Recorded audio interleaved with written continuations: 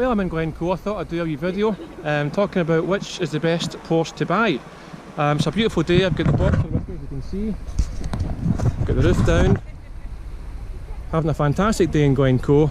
This is such an amazing place. Just do a wee panoramic again. If you've got a road trip planned or you fancy doing a wee drive, highly recommend you do the A82 just outside Glasgow, past by Auchinleck and Ardlui, and alongside Loch Lomond. Windy road brings you out at Tyndrum and beyond up to Glencoe. It's a fantastic road, guys. I can highly recommend it. Day out today with the roof down, the Boxster must be one of the best roads. What is the best Porsche for you to buy? That's quite an expansive question. It's going to be determined by quite a few things. They're going to be individual to your personal circumstances.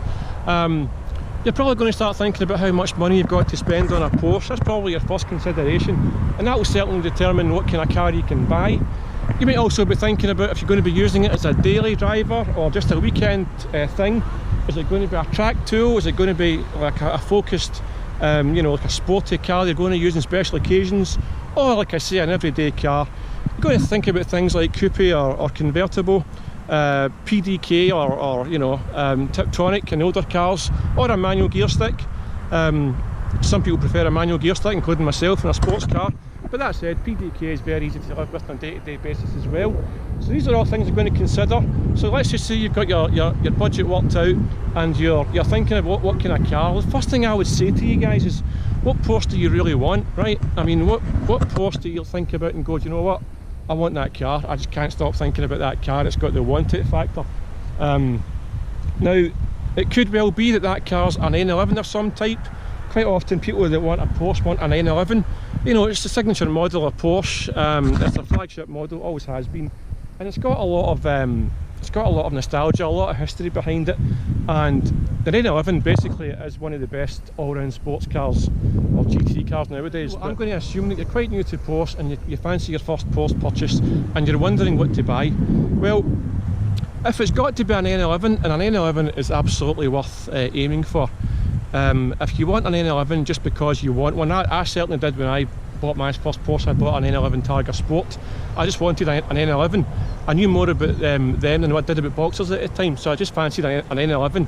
So if you want an 911 as your first Porsche car, how much money have you got? Well, I would say if you're starting around about the £20,000 mark, given current prices, I would say something like a 996, quite an early 996, 911. Those cars are kind of still at a relatively cheap price point right now, but they have been climbing for quite a while.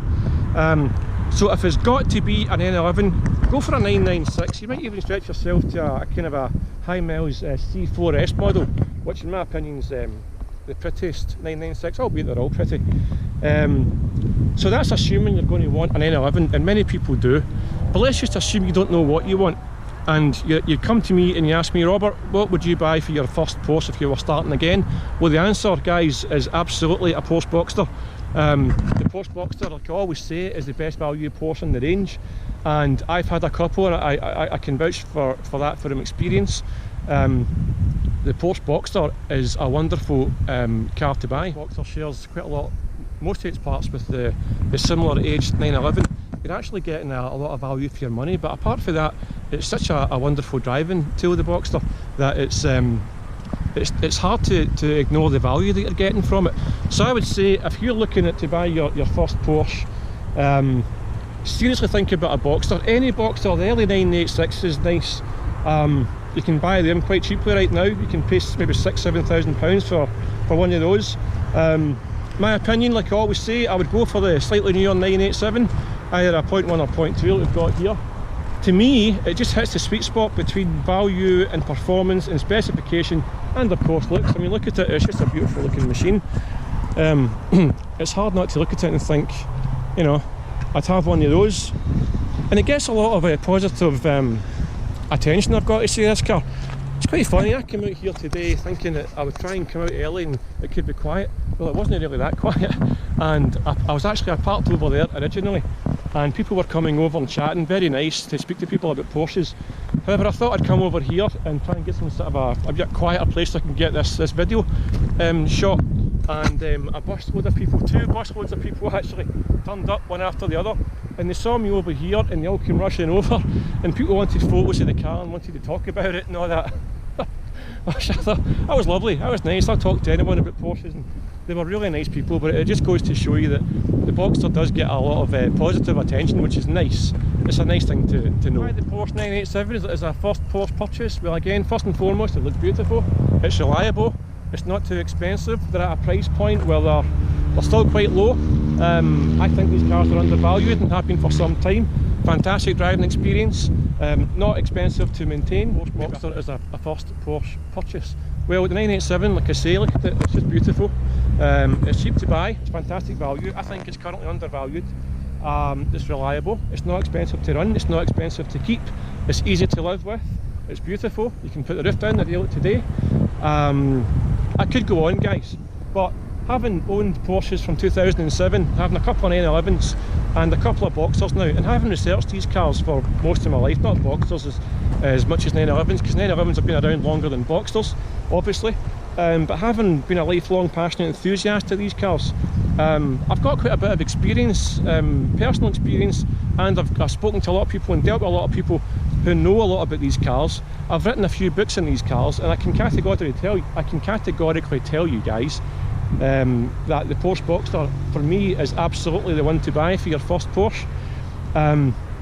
Buy one, give it a go for a while, try it for a year or so, see what you think, see if you love it as much as I do. If you don't, you can always sell it and get your money back for it and try something else, maybe a 911 or maybe one of the earlier transactional Porsches like a 944 or a 928 or maybe an air-cooled 911 if you fancy one of those. But the fact is, guys, you can buy one of these cars, try it for a while. If you don't like it, just sell it and get something else. At least you've tried it. But my guess is that you'll probably keep it for longer than a year, because they're so nice. They're lovely cars to own and drive, and they kind of get under your skin a wee bit, you know. And once they do, it's kind of hard to let go of them. It kind of becomes part of you, if you know what I mean. It kind of becomes an extension of your personality almost.